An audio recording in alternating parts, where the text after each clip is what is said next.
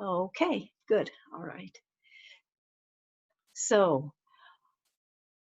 taking care of the body and taking care of ourselves is a really important part of the calmness that we need to develop and sustain, not only during Corona, but always. The motto I've used for many years is serenity is not freedom from the storm, but peace within it. And when we have tools to stay calm, then whatever comes our way is something that we can address and deal with in a calm way. And usually when we're calm, we make better decisions. We're not reacting to a situation, we're not doing a knee jerk, but we're calm. We can consider, is this what we want to do? Is that what we want to do? Will this be effective? Will that be effective? Now, what's calmness then? Calmness comes out of routine. We're all part of nature. We live in nature, but our body is also made up of those elements of nature. And nature has a rhythm. Sun comes up at certain times, it goes down. The body gets hungry at certain times and not at others. So having a rhythm is really important to keeping the calmness and having a daily routine. So what's that mean for us? It means having a routine that the body gets used to, so there's no surprises, and then it can get calm. It doesn't get agitated because all of a sudden it's being drawn all over the place, and the mind isn't jumping all around because it knows I'm going to get up at this certain amount of time. When I get up in the morning, I'm going to brush my teeth. I'm going to have a drink of warm water. And having warm water, maybe with some little lemon in it in the morning, is a very good way of cleansing the body. What the body needs is food, nourishments coming in, but it also needs to evacuate. It needs to discharge all the toxins that we don't need in the body. And having a warm drink of water in the morning is a really good way of stimulating, especially a little lemon in it, is stimulating the digestive system and evacuating it. So a routine would involve, when you get up in the morning, scraping the tongue, if that's something that you do. The tongue is connected to the digestive system. So at night, when the body is digesting, it creates a film on the tongue as a way of detoxifying the stomach. If you just take a spoon, or if you have a tongue scraper, but you just take a spoon and scrape the tongue, you'll see a coating comes off. And that helps the body recognize it's a new day and there's going to be new digestion. So if you scrape your tongue, do that. I suggest it. Brush your teeth, have some warm water. The body will take its time and relax during that time, not getting on the internet, not getting on phone calls. Allow the body to wake up in its own pace, and then it will evacuate. You can also put a little bit of oil in the ear, which warms the warm oil. Just sesame oil, olive oil on a Q-tip. It just moisturizes. The ear is really important for hearing. And having this little film in the ear allows it to relax and hear what comes in without some of the jarringness that sometimes happens. In the morning, then bathe and have a warm breakfast. I can't emphasize enough how important it is to give the body temperature or warm food. I really, very often when I'm teaching my cooking programs, have to reinforce with people how cold and ice is jarring to the body. In fact, ice does the opposite of what we think it really wants to do. If we're really warm and we have ice, yes, it cools us down, but it's also telling the body, I'm cold, so the body will heat up. So it may sound counterintuitive, but in the summer in particular, or if you're feeling particularly warm, have a warm drink, and that will cool down the body. The body has its own temperature and its own adjustments. So if we can work with nature, work with the body, and have room temperature or warm drinks, that's really what's the best. So we get up at a regular time, having our meals at a regular time, and having our meals. Now, everybody, if you would, take your hands and put them together. And everybody's going to have a different size because everybody's stomach and body shape is different. But the hands, where the body is also a hologram, the parts relate to each other. the size of our hands relates to our stomach. So the proper amount for the body's best balance without shocking it is to have a meal which is about the size of 2 handfuls, not this way, but this way. Why? Because the stomach acts as a washing machine. I use that analogy because when you've done laundry and you've put too much clothes in the washing machine, it doesn't get clean, does it? There's not enough space for the tumble, and the suds get stuck on the clothes. And that's the kind of thing that happens in the stomach if there's not enough room. So 2 handfuls is approximately 1/3 of your stomach size. 1/3 will allow the enzymes to come in, which can take out of the food the nutrients you need so you can assimilate what you need. And the tumbling will allow everything to go through, that what is needed to be assimilated goes where it needs to go, and the toxins go where they need to go so the body can keep working. So to have also your big meal at lunchtime. It's not what we usually do here, but it really is much healthier because, again, as I said, we're part of nature. To be able to digest, we need heat. The things that happen in the stomach, the metabolism, the transformation, is all part of heat. It's liquid, solid, gas, and it changes because of the heat that goes on in the space. That's the chemical, the scientific terminologies. So when is the hottest part of the day? Midday, when the sun is up. Doesn't matter what time of year, but always midday is the hottest. So let's use nature to our advantage and eat our big meal at the hottest time of the day when nature is supporting the digestive process. Try it out, see how it works for you, and then let me know how it works. I'm happy to continue these conversations with you after this short hour that we have. So when we have lunch, then it's very good after lunch to take 20 minutes and rest.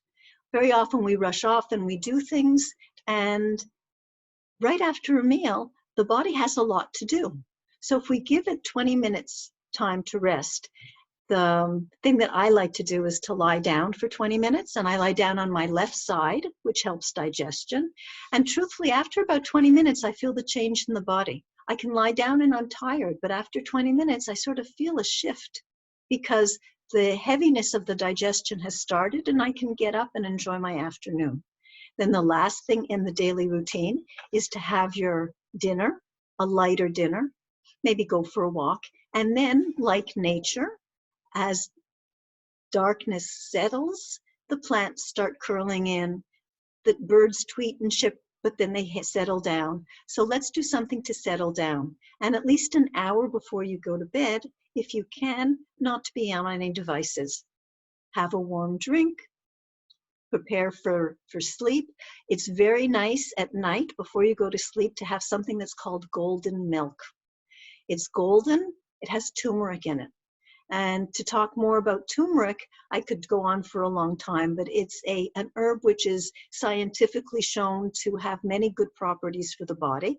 And having that with a little bit of sweetness if you need it, in a warm milk, any kind of milk, it could be dairy, it could be nut, is a very soothing way for the body to settle down and go to sleep.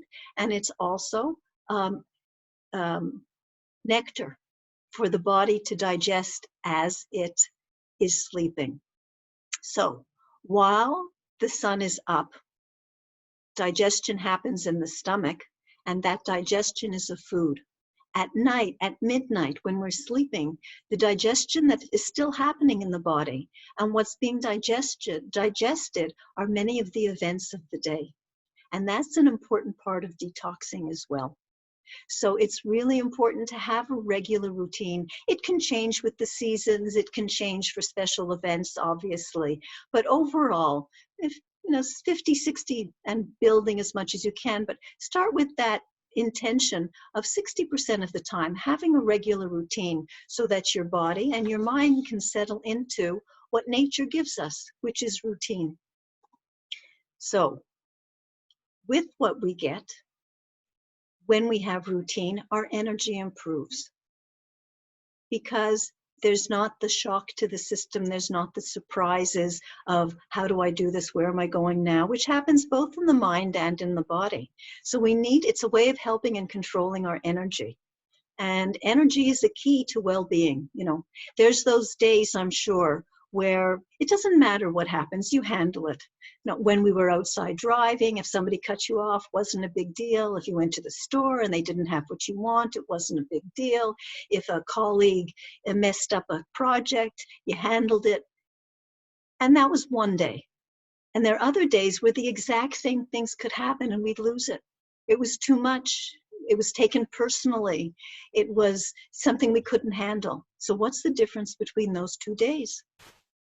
The events are the same. The difference, I would say, is our energy. When our energy is high, we can handle most things. It's when our energy is low that not only don't we handle things well, we lose our positive attitude. We lose the ability to think positively because we don't have the energy to support it. So, where do we get our energy from? Sources of energy. Sometimes when I do this, I do ask people, to participate, but because of the time, quite honestly, and I'd like to give you as much as I can in this short time, I'm just going to say what they are. There's 4 main sources that everything fits into. The first is our food. We are not what we eat, we are what we digest. And tomorrow you'll be what you ate today.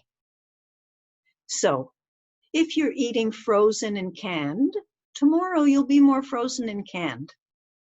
And somebody once said to me, if you go into the store when we shop, or even when you get your produce and things at home, instead of looking at this as a tomato, say, that's me. I'm going to be that tomorrow if I eat it. And if we start thinking about things in that way, recognizing that everything we bring into our body, whether through our mouth, through our eyes, through our ears, everything we bring in through our senses becomes us in the long term or short term. Maybe we'll start thinking about those things that we want to be bringing in so that we can be the best we can be. So food is really an important source of energy. And again, many studies have shown it's good to eat as much fresh, it's good to eat local, it's good to eat things that don't have pesticides or GMO, and it's good to eat things that are appropriate for the season. Nature gives us what we need for each season. In the summer, when it's really hot and we want something cooling, what's nature giving us? It's giving us berries. It's giving us watermelon. Those are cooling.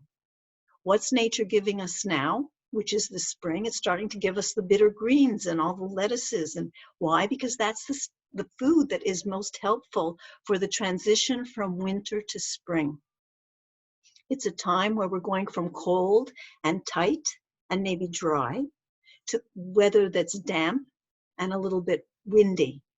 And I could talk a lot about that at another time, but just those things in the diet that you're eating will help you make the transitions you need to make so that we can avoid some of the spring flus that come out regularly, not just corona, that we can deal with some of the dryness that starts appearing in the summer because the heat is drying us out. So diet is an important part of energy. The second part of energy is sleep. And we all know that if we don't get enough sleep, if I don't get enough sleep after 3 or 4 days, it's not a pretty picture. I can manage for a few days cutting back. Younger people, students, they do it all the time when they're exams. I'm sure we all did it in our own exams. But at this point, it's really important to have sleep. And everybody needs anywhere from 6 to 8 hours. And some of us now even 10. As we age more, we may need more sleep. So things do interrupt the sleep. Our mind can interrupt the sleep a lot. And I'll talk about that more when I talk a little bit more about the mind and the breath. But everybody needs sleep. And again, a regular routine. If we sleep too much, it doesn't mean we're going to be better. It may mean we feel sluggish. Get out of bed, but you've slept 10 hours and it's too much. So there is a balance, as in all of nature, a range that's good for what you should be sleeping. Another source of energy is good friends, good music, a calm mind, a walk in nature, those things that are uplifting. If we get together and we sit and gossip about all the problems in the world, after half an hour, how do you feel? Feel a little drained, like you've had enough. It doesn't make you feel good. But if you take that same half hour and you read some poems or you talk to friends about things that are uplifting and things that are going on well in your life, or things that you pray for that would be positive, your heart feels better. You feel supported. You feel like you would have more, and that time spent was well spent. So so positive interactions and a calm mind also are good sources of energy. If we spend that half hour gossiping, it drains us and we have to sort of start all over again. So that's the third source of energy. And the fourth source of energy is right under our nose. It's our breath. It came the moment we were born. It will leave the moment we die. And it's been with us all the way along. The breath and our body are our best friends. And it's rare that we pay attention to our breath because it's there. You know, we're never taught this is how you breathe or this is how you don't breathe. But without breath, there's nothing. We can survive without food, even without food and water, for 30, 40 days. We can survive without sleep for a while, maybe become a zombie, but 4 to 7 days sometimes are the numbers that I've heard. You can survive without a calm mind, but how long can you survive without breathing? 3 minutes, 2 minutes, 3 minutes. And it is crucial that we understand breath. Now, the thing that's fascinating is every single emotion has a different breathing pattern. There's a relationship between our breath and our mind, very much so. There's a relationship of whether we're breathing from a left nostril or a right nostril.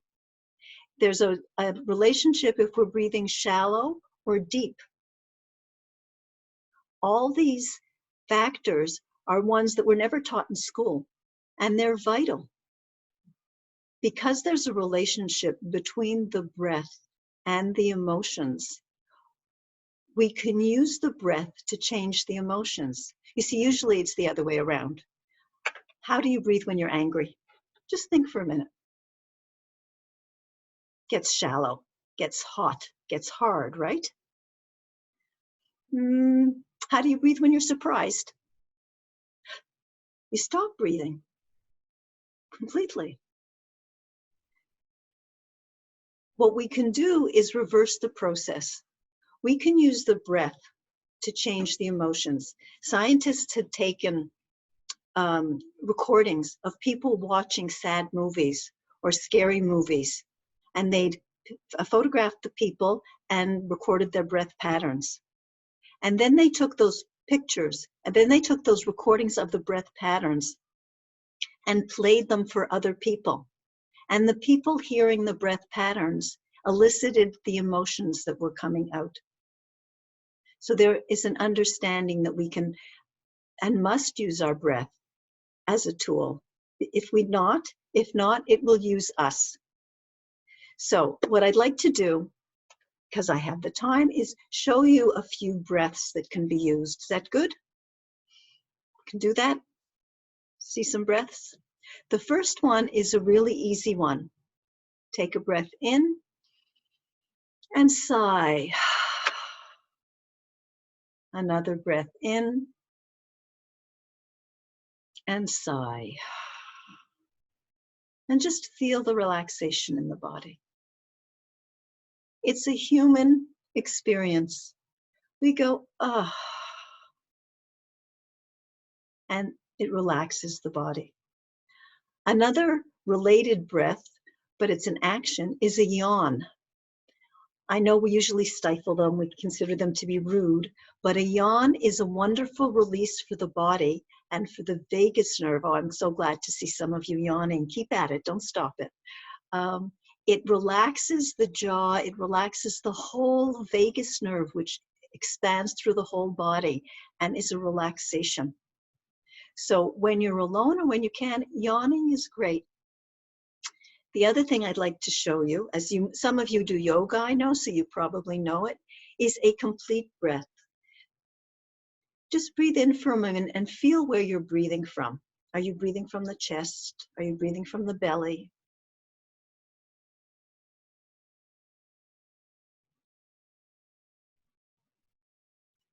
And there's no right or wrong. It's just what is. In all of these practices, it's not to judge oneself and say, I should be, and this is right. The most important thing to be calm, to develop the skills, is to know what's going on with you, to accept what's going on, and then make the choices about the things that you want to do and develop.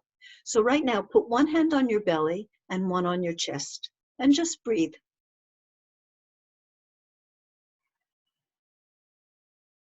Now, when you're breathing in, is your belly going out or in?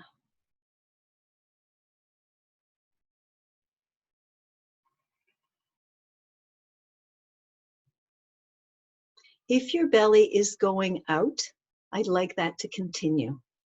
If your belly is not going out, when you breathe in, I'd like you to push your belly out.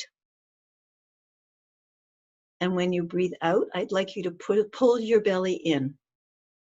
And I'd like you to continue breathing only through the nose.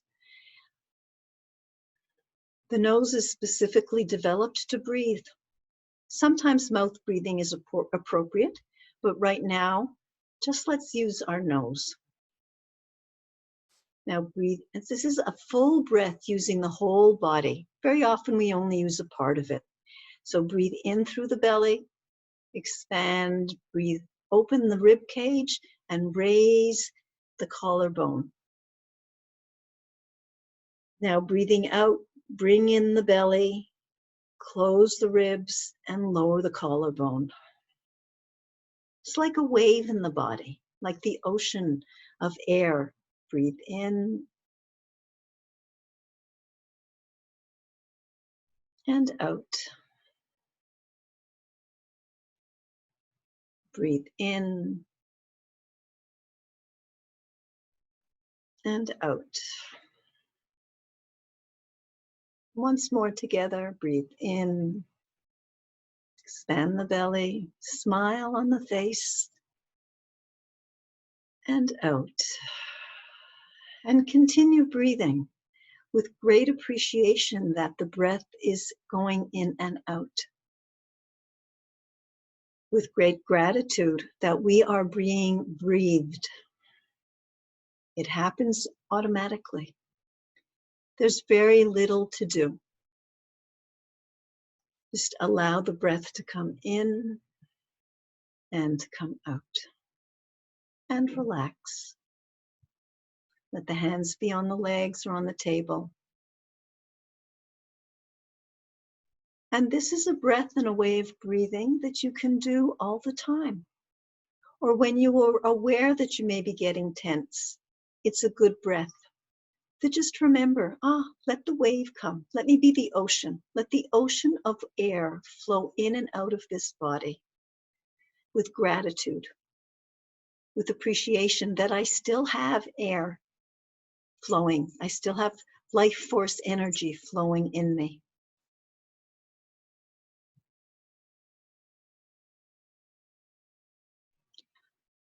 Good. We'll take a breath in and let it go.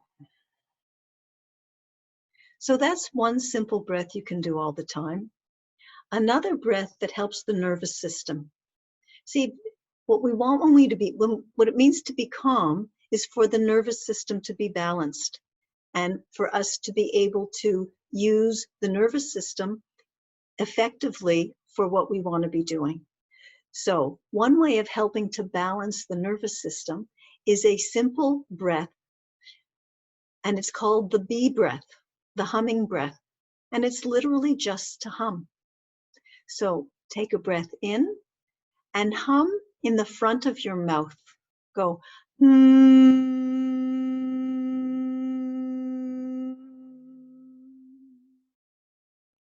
Sometimes you may be humming in the back of the throat, which is fine too.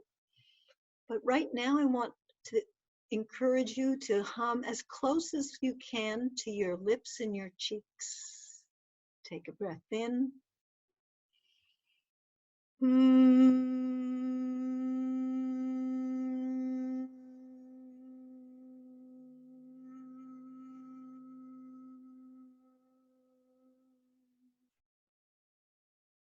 And if you feel comfortable, let the eyes close and experience what's happening inside you when you hum. Any pitch, whatever's comfortable. You could play with the pitch. You can hum low, you can hum high, but slowly, not rushing, no judgment. Like a child experiencing something new for the first time. It's a toy. The hum is a toy for the body to play with. Take a breath in and out. And be aware of the state of your mind now. What's happening in the mind? We've done 2 simple breaths. And where is the mind? See, usually the mind is jumping around. It's thinking about what happened yesterday or what's going to happen tomorrow. We're very good at that. But if we pay attention to the breath, where is our mind? In the present. Because the only place we can breathe is in the present. We can't breathe yesterday. We can't breathe tomorrow. We breathe in the present. And in the present is calmness. The mind can settle. And then from that place of settling, it can then begin its jumping to different places. It's what's sometimes called the monkey mind. But bringing it back to the present gives us a calmness that we need right now. Make sense? Good. So the last breath I want to do with you is again something that is balancing, and it's balancing of left and right. It's balancing of our left side and our right sides of our body. We know that the brain has different functions on the left and right side. One is musical, one is logical, one is analytical, one is creative, and they're both necessary. And some of us use one side more than the other. And again, though, when it's balanced, there is a calmness. And the way we can balance it very easily through the breath is recognizing that each nostril relates to a different hemisphere of the brain. I'll also tell you, have you ever wondered why we have 2 nostrils? Nature doesn't give us anything superfluous. We need everything. In fact, it gives us more than we need because we can survive with partial organs. We can survive with parts of the body missing. So we have much more than we need. So why 2 nostrils? Because there's solar energy and there's lunar energy. There's sun energy in the right side. There's moon energy in the left side. And when we start paying attention to the breath, we see that about every 20 minutes or so, we will breathe out of one nostril or the other because the body is automatically calibrating the temperature and keeping us in balance. Well, we can do that is through a breath called alternate nostril breathing, which also will calibrate in a more controlled way. And it will balance the left and right side of the brain. And you'll see for yourself what the experience is like. So what we'll do is take the thumb and take on your right hand, take the thumb and put it on your right nostril. Like with your left hand, take your thumb and first finger, make a circle. Then this position goes on a knee or on a table. Just put it down so it's flat like this, and you put it down. Then with the right hand, thumb goes on the right nostril, ring and baby finger goes on the left, and the other 2 fingers go between the eyes. Then take a breath in with both nostrils open and breathe out. Breathe in with both nostrils open, then close the thumb, close the right. Breathe in through the left nostril, close the left nostril, breathe out through the right. Breathe in through the right nostril, breathe out through the left. Keep going, circulating the air one nostril at a time. Breathe in and out. Breathe in and out. Breathe in through the right. Breathe out through the left and relax the hands.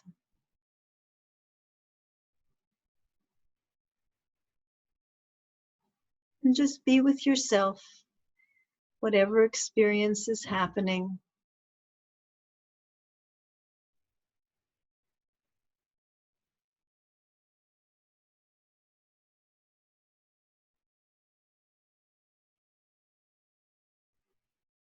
This is a good breath to do before you go to sleep.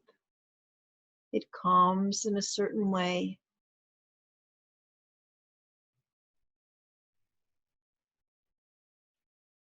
Take a breath in.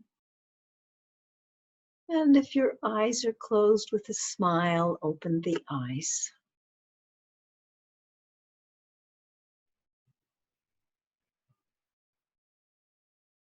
So, for this meditation, just sit comfortably and easily in your chair.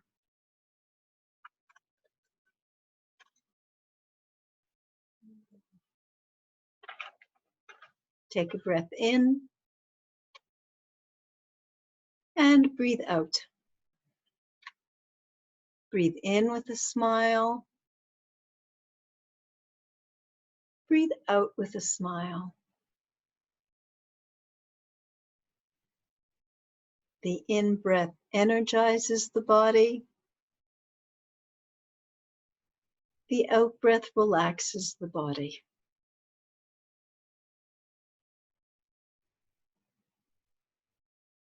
However you're breathing is fine. Wherever you're breathing from is fine. Let the whole body breathe. Every cell takes in energy and prana, life force energy, and breathe out, letting all that relax.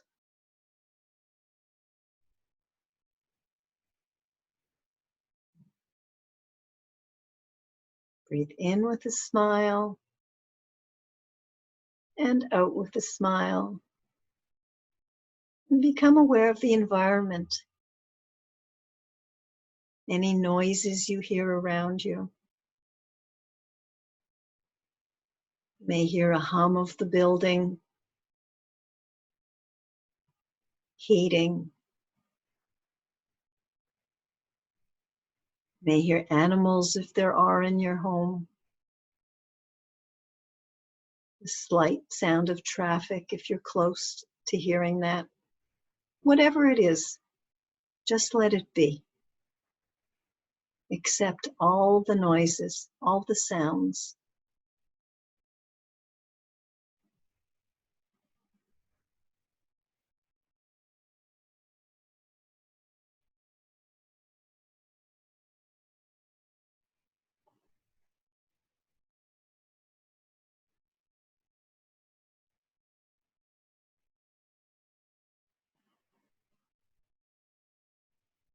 You are one with the environment.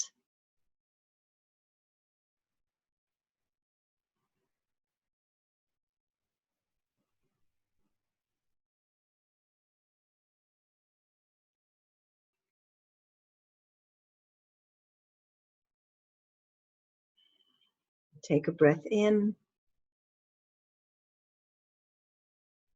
and let go. Become aware of the body. The body is a precious gift from nature, from God. Love this body dearly.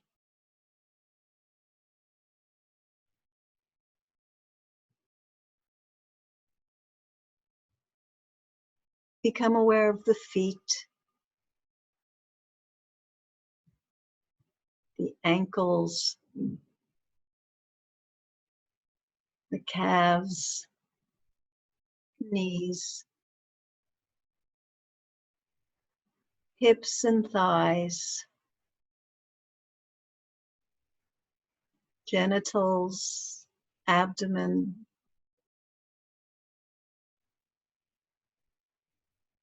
stomach, chest, shoulders and arms, neck and head.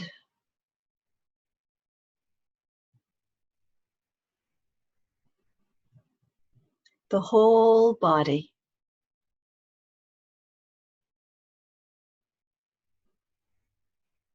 The whole body.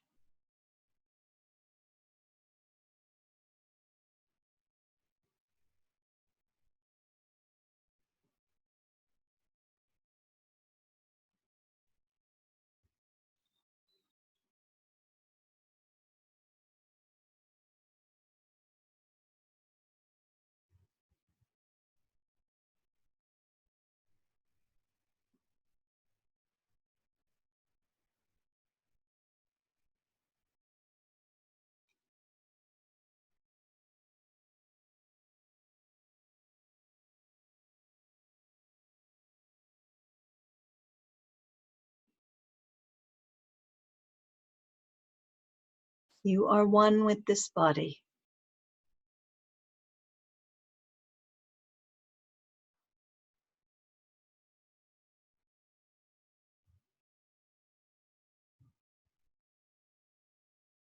Take a breath in. Relax the shoulders. Breathe out.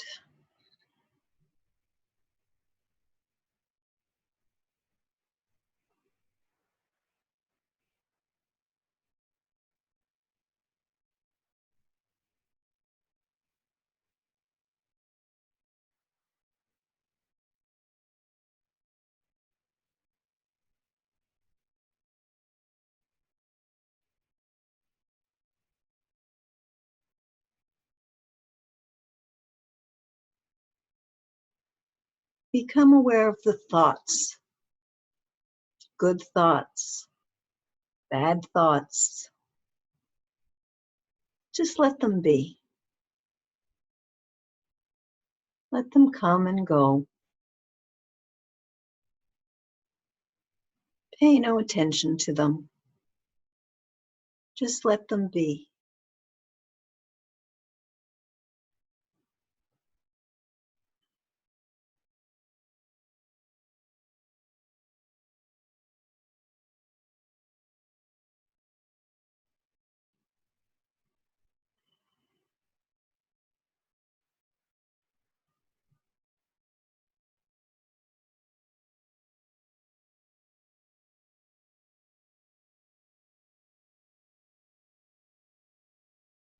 You are one with the thoughts.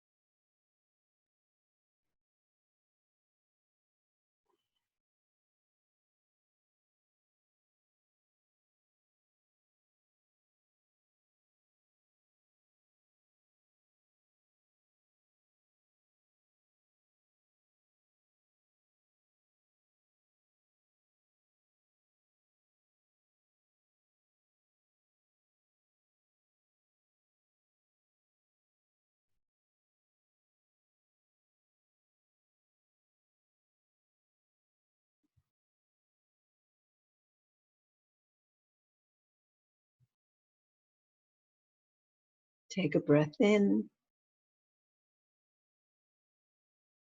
and let go.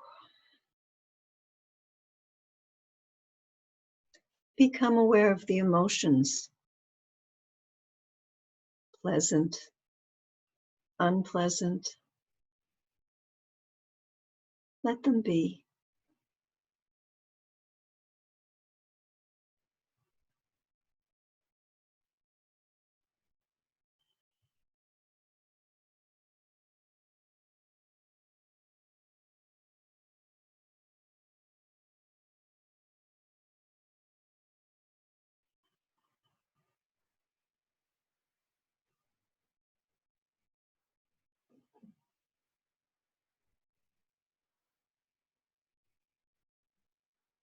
You are peace.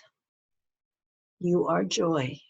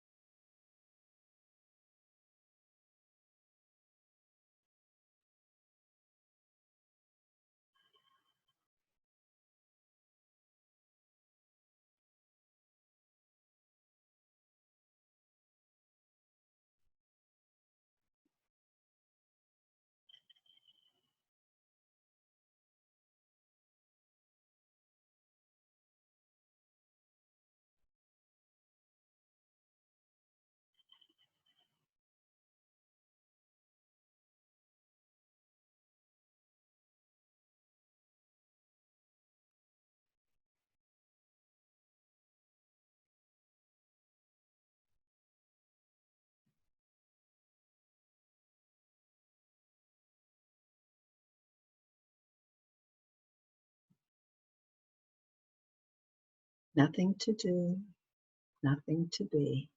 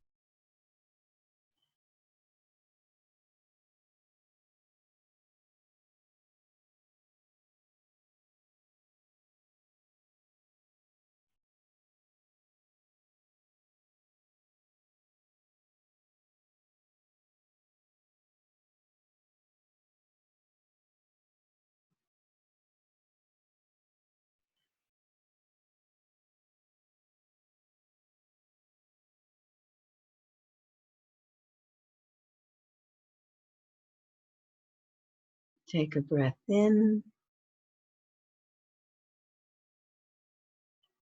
and breathe out.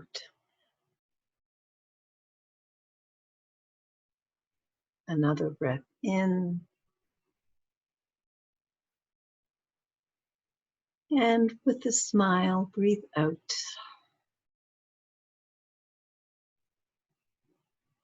Become aware of the emotions. Become aware of the thoughts. Become aware of the sensations in the body.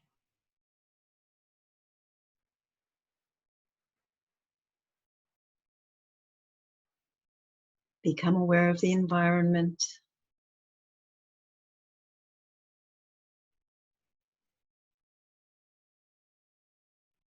And slowly and gently, in your own time, just crack the eyes open a touch, allowing light to be experienced, 30%, open them a little bit more. And open the eyes.